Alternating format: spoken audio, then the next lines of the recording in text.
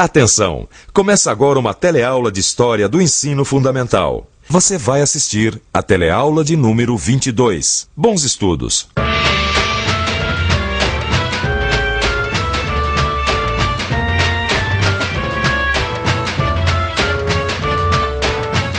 Este daqui é o Palácio do Catete, no Rio de Janeiro. Era daqui que os presidentes da República governavam o Brasil, até a troca da capital do Rio de Janeiro para Brasília. Vamos entrar e conhecer o poder por dentro?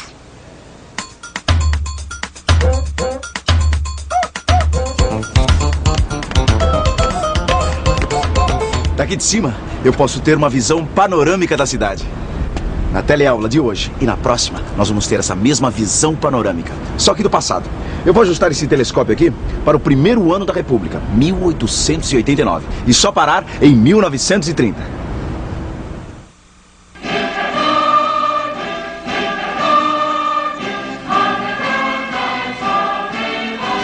República Velha. É assim que nós chamamos o período que vai de 15 de novembro de 1889, quando o Marechal Deodoro proclamou a República, até a Revolução de 1930, que modificou o jogo de poder que dominava o Brasil.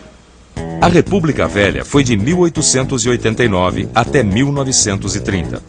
Ela pode ser dividida em duas fases. A militar, que durou de 1889 a 1894, e a oligárquica, que foi de 1894 a 1930. A fase militar também é chamada de República da Espada. É uma outra maneira de falar de uma fase comandada por militares. Esta fase durou até 1894. O primeiro presidente militar foi o Marechal Deodoro da Fonseca, aquele mesmo que proclamou a República. Ele ficou sendo presidente provisório e logo depois foi eleito pelo Congresso Constituinte. O seu governo durou pouco. Muito autoritário, Deodoro resolveu fechar o Congresso e foi deposto. No seu lugar assumiu o vice-presidente de Deodoro, o Marechal Floriano Peixoto, em 1891. Ordem e progresso. O que isso quer dizer mesmo? Para os positivistas, era tratar bem da população, estabelecendo direitos como saúde e educação. Mas os positivistas não davam muita importância aos direitos políticos, como o voto e a organização partidária. Quer dizer, os positivistas eram democratas, mas não muito.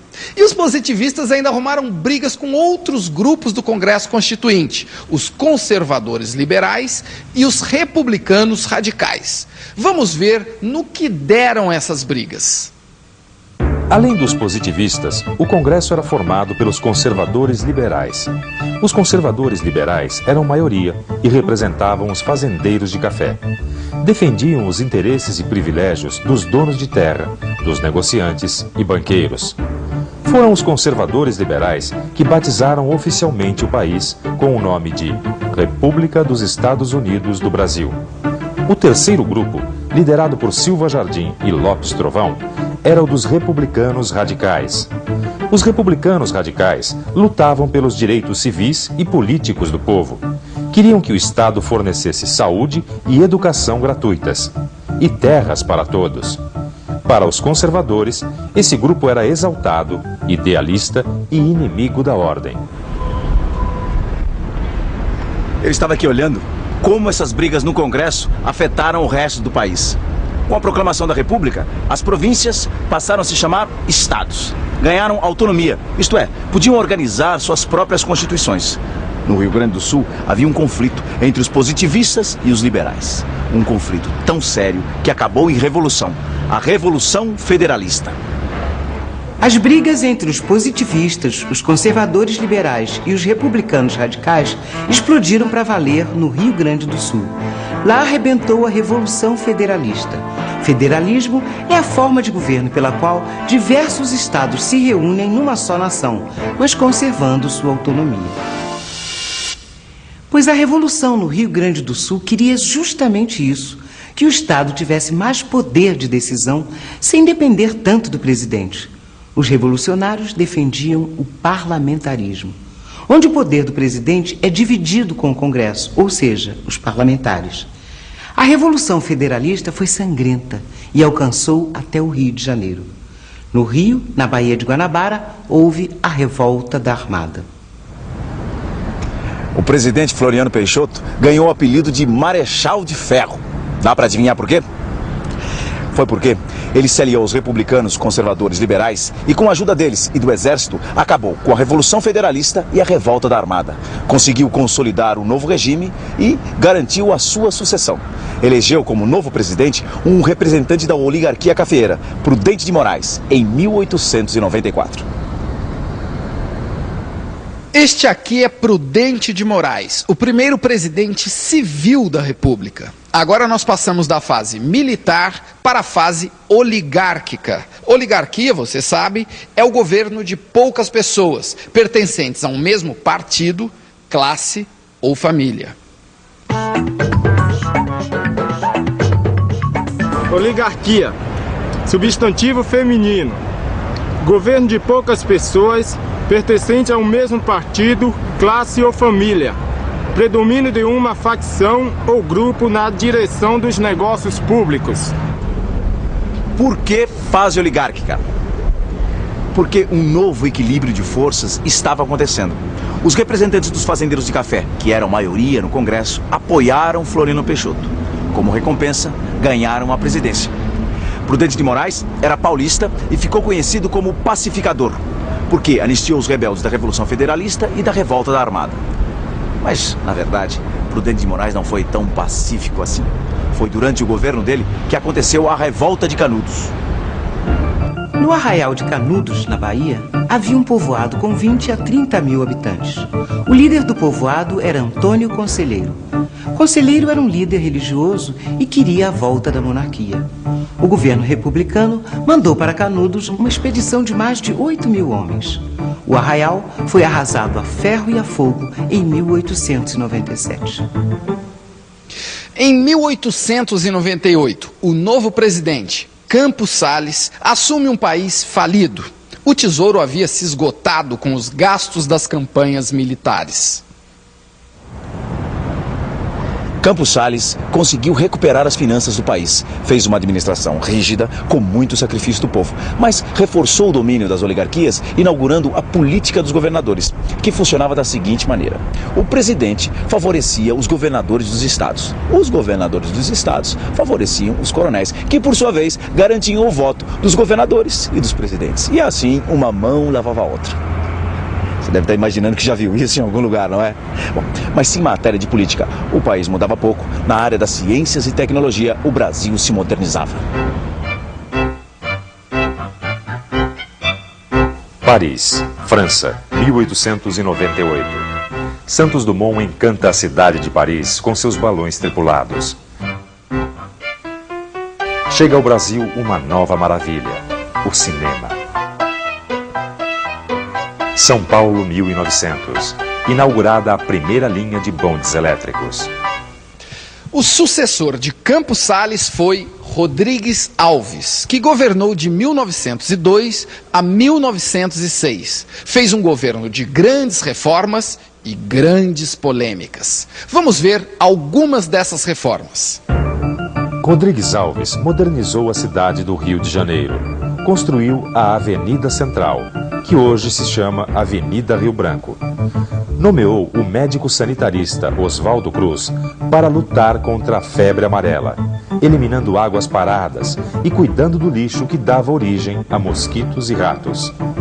A varíola, outra doença comum na época, foi combatida pela vacina. Essas reformas todas tinham um outro lado. Não havia uma preocupação em preparar a população para elas. Vamos ver como a população reagiu. Só para construir a Avenida Central, demoliram 1.681 casas e cortiços. Quase 20 mil pessoas tiveram que se mudar para os subúrbios ou para os morros. Um desses morros, chamado Favela, acabou emprestando o nome para os agrupamentos de barracos que nós conhecemos hoje. Para eliminar ratos e mosquitos, as casas eram invadidas e saneadas sem permissão dos moradores. No caso da vacinação obrigatória, a falta de informação fez com que as pessoas reagissem com violência. Tinham medo da vacina que eram obrigadas a tomar. O porta-voz do povo, nas críticas ao governo, foi o escritor maldito Lima Barreto. Por que maldito? Porque Lima Barreto criticava intensamente os dirigentes do país. Para ele, o governo estava querendo separar dois mundos: o mundo dos privilegiados e o mundo dos deserdados. Para Lima Barreto, isso era impossível, pois um mundo dependia do outro. Ele dizia que havia no Rio duas cidades: a cidade europeia e a cidade indígena. Em seu livro Recordações do Escrivão Isaías Caminha, há um comentário sobre a reforma urbana. Como isso mudou? Então, de uns tempos para cá, parece que essa gente está doida. Botam abaixo, derrubam casas, levantam outras, tapam as ruas, abrem outras. Estão doidos. Com seu trabalho de escritor, Lima Barreto mostrou aos leitores de sua época a falta de visão do governo para os verdadeiros problemas do povo. E isso vale até hoje. Apesar das críticas, as mudanças impostas pelo governo iam acontecendo. Enquanto isso, surgiam novas manifestações culturais que sobrevivem até hoje. 1902. Euclides da Cunha lança o livro Os Sertões. O livro conta a história de Canudos e é uma denúncia da situação de atraso e pobreza em que vive a população rural. 1905. Pelo Telefone, de Ernesto Santos, é o primeiro samba lançado no país e faz um enorme sucesso.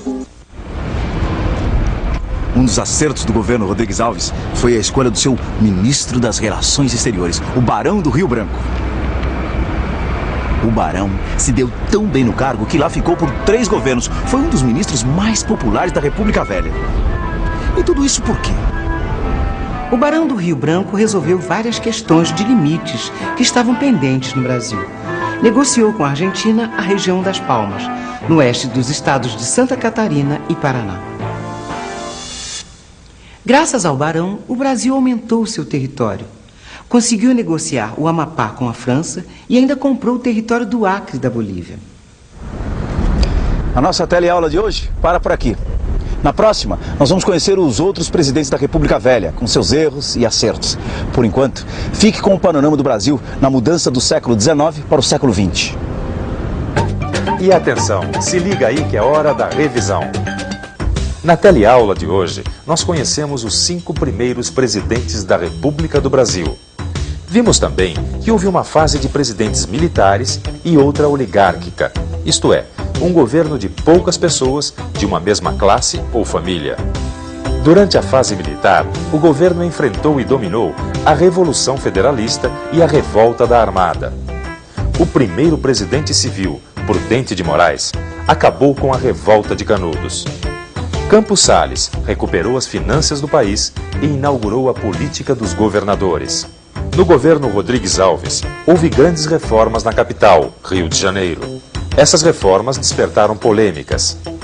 O escritor brasileiro que retratou a República Velha foi o maldito Lima Barreto.